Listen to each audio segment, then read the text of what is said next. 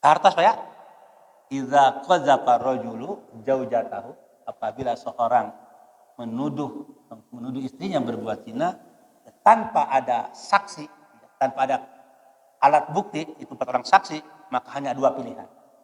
Yang pertama, siap dicambuk 10 kali, atau kalau baru selamat, dia siap sumpah li. Pertanyaannya, bagaimana supaya tidak ada 2 ini? Jangan nuduh gitu. Apa? Jangan sembarang nuduh. Ya ada. Kalau memang benar-benar tadi, kan tadi ada opsi tadi ya, nuduh atau mungkin dia ya udah, memang kelihatannya tidak solehah, ya udah, tinggal ganti aja gitu ya, ganti kendaraan baru. Ya. Baik mas kalian, itu yang pertama. Yang kedua, ya, la yajri li'an fi ittihami ghairi zaujah. Jadi li'an itu tidak berlaku kepada selain istri. Jadi kalau ada orang ya belian pada orang lain yang tidak ada ikatan suami istri, itu bukan li'an namanya. Jadi li'an ini hanya berlaku untuk suami istri yang sah. Paham ya? Itu li'an. Jadi karena suami nuduh istrinya juga ya bersumpah kan untuk membatalkan apa tadi? Tuduhan suami.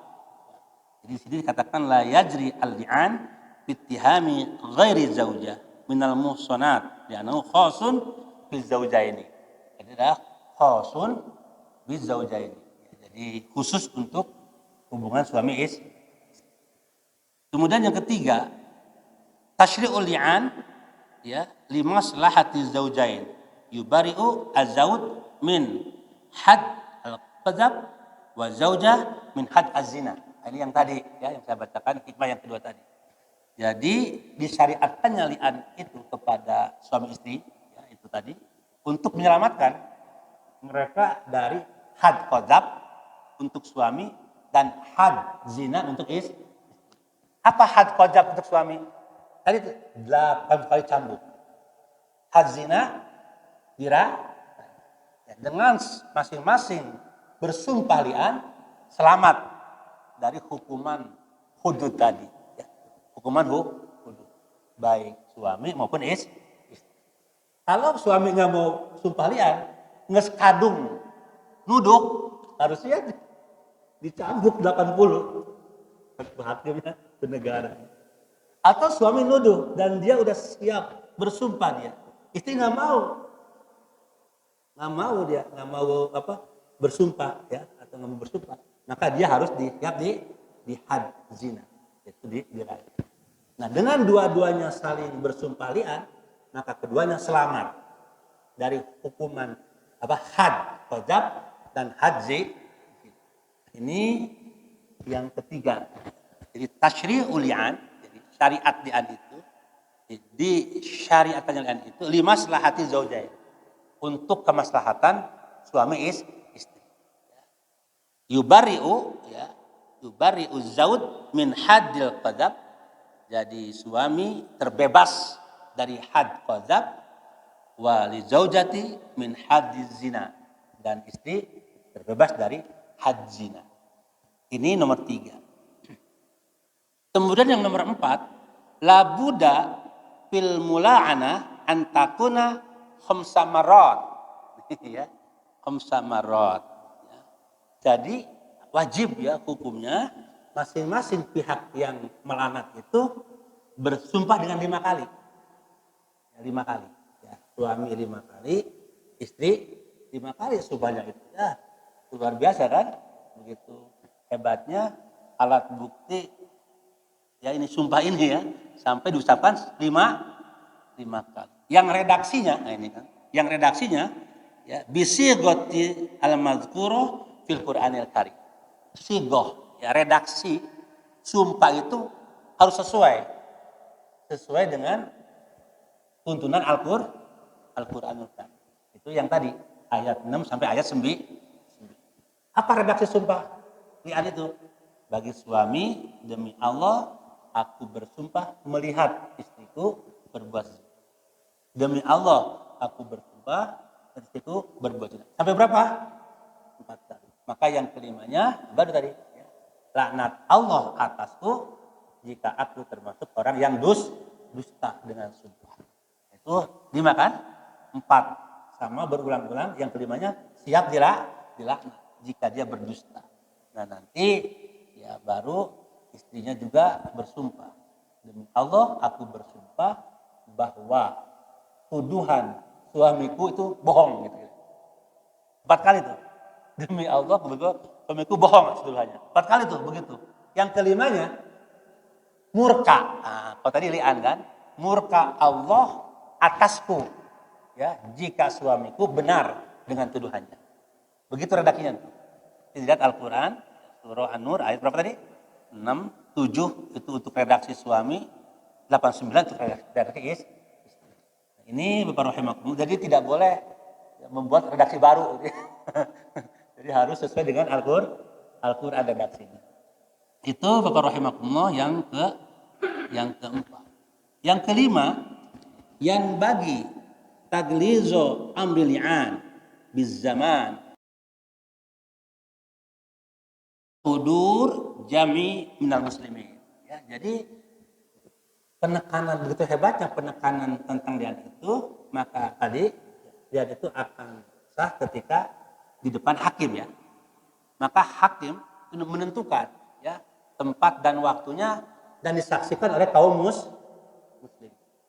Jadi ketentuannya itu harus disaksikan oleh kaum muslim. Jadi kalau di pengadilan kan juga ada saksi, ada apa? Boleh terbuka gitu apa? Sidang terbuka. Ya kan? Ada sidang tertutup, ada sidang terbuka. Untuk li'an ini harus terbuka. Harus terbuka. Karena ini menyangkut masalah kehormatan ya, kehormatan. Maka harus dibuka. Karena di sini harus disaksikan oleh kaum muslim. Jadi Bapak rahimakumullah tadi saya sampaikan kenapa li'an ini harus di depan pengadilan? Karena dia beririsan dengan hukum pidana Islam. Karena ini akan ada implikasi terhadap hudud, apa? Hudud. Makanya harus ada hakim yang mengeksekusi. Tidak boleh main hakim sendiri kan, secara persona atau individu. Nah, kemudian yang kedua, karena ini menyangkut masalah ya hukum yang berdimensi sosial kemasyarakatan, maka dia harus disaksikan oleh kaum muslim. Sama dengan kalau ada had kan juga had zina ya, potong tangan kan disaksikan kan ya oleh orang-orang yang beriman. Ini ketentuan yang berapa? Yang kelima. Kemudian yang keenam, rahimakumullah, al-li'anu yujibu al-muharramah al-mu'abbadah. Nah, ini jadi baina zaujain fala tarji az-zawj bihalin minal ahwal.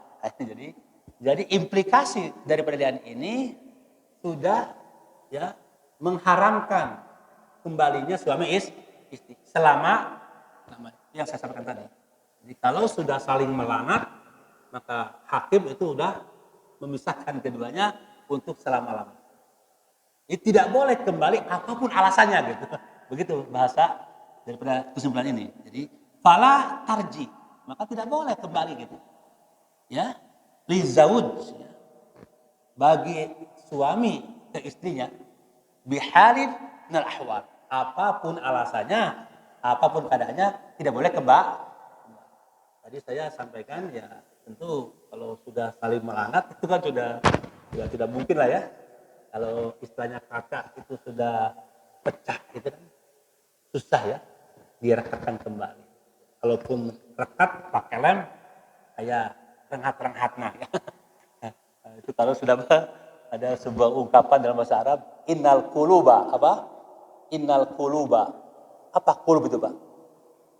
Jamak dari kolbun. Bukan qulub bahasa Sunda. Di qulub bisa gue ini. Qulub itu plural ya. Singularnya kolbun ya. Innal quluba, sesungguhnya hati itu, hati ini qulub itu hati. Idza kana farwuduha, kalau sudah retak, kalau sudah sakit, kalau sudah luka, hati yang luka, ya. Betariya Sonata kan? Kalau sudah luka hati itu, mislu zujan, seperti kaca yang pecah. Wah, kasruha la yus'ab. Kalau kaca sudah pecah, tidak mungkin bisa direkatkan seperti semula. Kalaupun bisa nyatu, pasti ada bekas-bekasnya ya. Renghatna itu ya, renghatna Pak. Nah, bekas. Sama dengan kalau sudah hubungan suami istri, ya, itu sudah dinodai dengan saling melanat, saling menuduh ya, itu akan terjadi keretakan hati di antara kedua. Sementara tujuan pernikahan samawa. Apa? Samawa. Sakinah, mawadah, warahmah. Artinya perbuatan qadzab dan li'an ini akan merusak samawa itu. Merusak tujuan pernikahan. Karena akan rusak tujuan pernikahan. Sakinah, mawadah, warahmah, liyaskunu ilaiha wa ja'ala bainakum apa? Mawaddah warahmah. Nah, gitu kan? Al-Rum ayat 21. Maka dengan demikian, maka syariat melarang suami itu yang sudah li'an kembali selama-lamanya. Karena tidak mungkin terjadi sakinah mawaddah warahmah yang sudah dituduh, ya, dituduh, sudah bersumpah, saling melanat, gimana itu akan baik? Susah ya. Lanat kan putus dari rahmat. Rahimahullah, itu penjelasan yang nomor 6 tadi. Ya, jadi al-li'anu ya yujibu. Jadi li'an itu telah mewajibkan hubungan suami istri itu menjadi haram selamanya untuk kembali. Ya. Jadi tidak boleh kembali apapun keadaan. Yang ke-7 ya. Ini tadi. Sebenarnya takhsisul rajul bil la'nah wa takhsisul mar'ah bil ghadab atli tafriq baina nafsiyatiz zaujain. Jadi saya kira kenapa redaksi yang digunakan oleh suami itu laknat ya. Kan tadi kan yang kelimanya kan ya. Laknat Allah atas diriku jika aku dusta dengan tuduhan.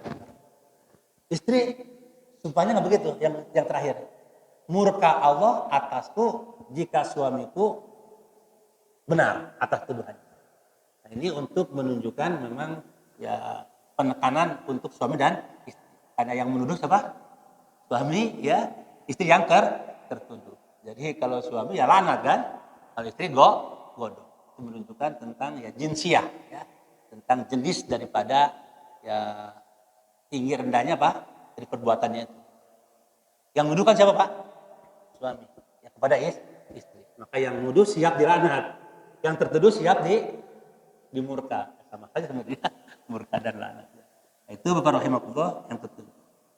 Yang ke-8 yang terakhir, Allah wasi'ul maghfirah. Walaupun syariatnya itu tegas, tapi tetap aja ujungnya Allah itu maha luas ampunannya. Apa? Maha luas ampunannya. Ya. Azimul fadli ya. Laula satarahu alal ibad la azabahum wa ahlakahum. Dan Allah itu maha menutup aib-aib hamba-hamba. Barangkali ya kita semua itu kalau dibuka aib-aib kita, aib saya, aib bapak-bapak, wah udahlah. Kita mungkin tidak akan bisa hidup di muka bumi karena penuh dengan aib. Ya. Tapi Allah menutup aib-aib kita, ya, kelemahan kita. Ditutup oleh Allah. Itu menunjukkan bahwa Allah itu maha kasih sayang. Kalau sudah aib itu dibongkar oleh Allah, maka itu wajib turunnya azab dari. Tapi kan tidak begitu Pak. Allah tutup aib kita, Allah buka ampunan kepada kita, dan Allah juga tahan azab dari kita. Ini begitu Rahman dan Rahimnya. Artinya apa? Walaupun perbuatan dosa yang dilakukan oleh hamba-hambanya, Allah itu membuka tobat hamba-hamba. Itu kira-kira. Tidak ada istilah tobat tertutup, tidak ada. Tobat terbuka. Nanti Az-Zumar ayat 53. Apa Pak? Surah Az-Zumar. Bahwa semua dosa diampuni oleh Allah. Ya. Termasuk juga syirik ya. Kalau orang itu berbuat syirik, kan ada An-Nisa ayat 48, An-Nisa ayat 116.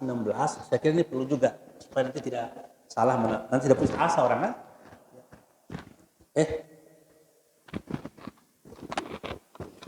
Nanti begini Pak. Surah An-Nisa ya.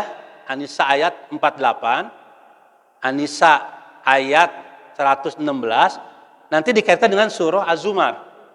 Az-Zumar itu nomor berapa ya? Az-Zumar ayat 53.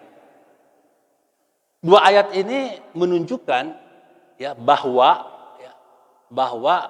dosa syirik tidak diampuni oleh Allah. Kan ya? Innallaha la yaghfiru ayyushraka bihi wa yaghfiru ma duna dzalika liman yasha. Sama, awalnya sama. Yang beda ujungnya aja. Yang satu wa may yusyrik billah faqad iftara itsman azima. Yang satu. Yang lain wa may yusyrik billah faqad dhalalan ba'ida. Tapi awalnya sama. Innallaha, sesungguhnya Allah la yaghfiru ayyushraka bihi, tidak mengampuni dosa syirik. Allah tidak mengampuni dosa syirik dan mengampuni dosa selain syirik. Nah itu.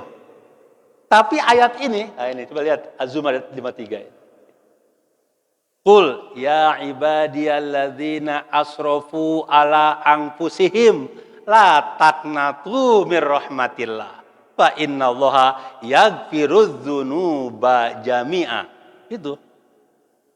Wahai hamba-hambaku yang melampaui batas. Ini menarik nih, luar biasa redaksinya ya. Ya ibadi, wahai hamba-hambaku. Tapi yang melampaui batas gitu. Orang itu betul Pak, kalau kita kepada anak Pak, walaupun dia nakal jangan dipanggil nakal aja. Kak dia gelis, kak dia bager, kan gitu ya. Kak dia kasep, kak dia soleh, kan begitu Pak. Sama dengan Allah, ya ibadia, wahai hamba-hambaku yang kerjaannya maksiat melulu, kan gitu sebenarnya. Ya ibadia, ya. Alladzina, apa tadi?